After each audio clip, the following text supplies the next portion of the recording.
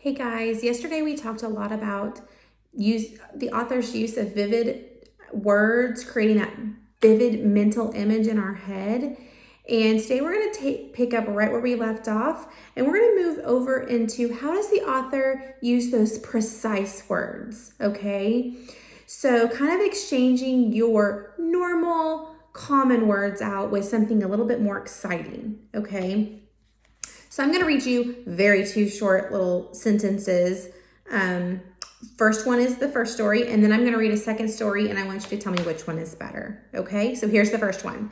It says, you're at a park. It's a nice day. You're playing with your friend, and you get hungry. The two of you start eating ice cream. Okay, now, hopefully you visualized something with that story, but let me read you the second story, okay? Same exact situation, but written a little bit differently with using those precise words, okay? Here we go. Okay, so you're at a water park. The sun is shining so brightly that you are dripping with sweat. You and your friend are sitting on top of the biggest water slide in the whole park.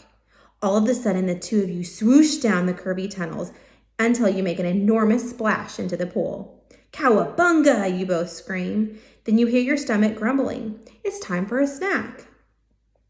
You say, and you pull your friend's arm and head to the ice cream stand.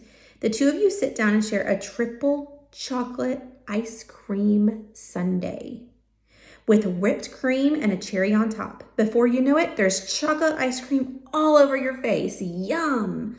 I paused.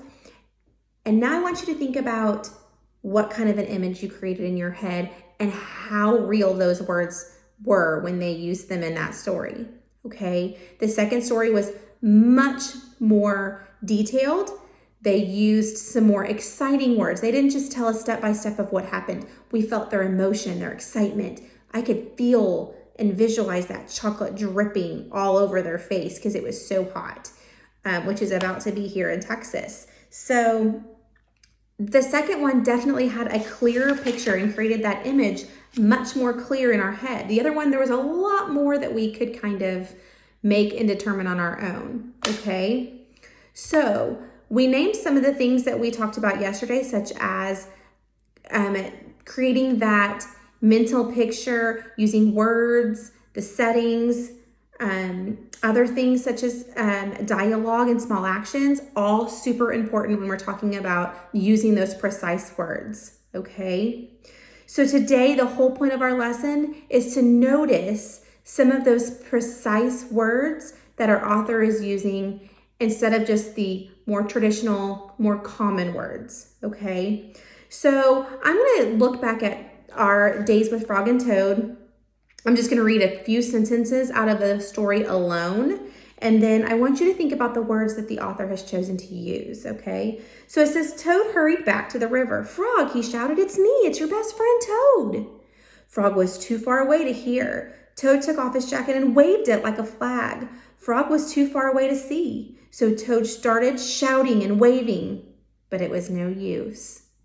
Okay, so if I think about the words that the author chose to use in that brief section of the story, I see the word shouted, okay? He chose that word, or they chose that word, Arnold did, the author, because it was much more detailed. I really can tell that, Toad was really trying to get his attention, and he didn't want to just say said.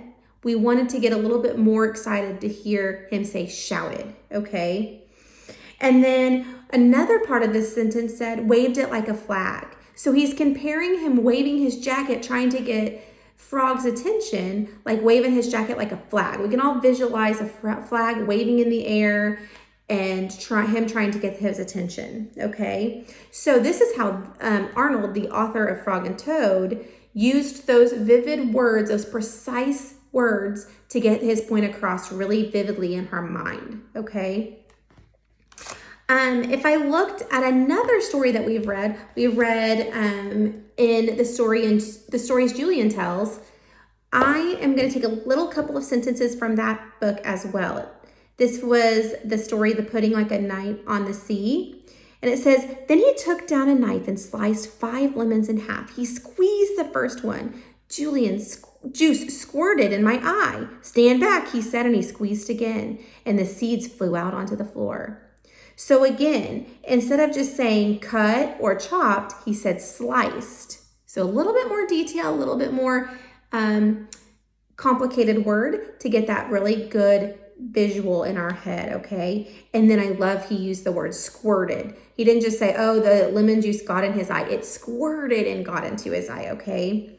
So we want to make sure that you're noticing in your own author's stories the precise words that they're using, okay? So again, as you read today, what I want you to do is focus on some of those precise words that you're noticing in your author's story, okay? So yesterday we noticed how authors help you create and paint these vivid pictures in your mind. And today we're adding to that they're using those precise words to understand your story better, okay? You do not have a response today. You should have taken care of that yesterday. And of course, if you didn't get to it yesterday, you have all week to do that one response. So feel free to just read and enjoy and look for those precise words. Bye, guys.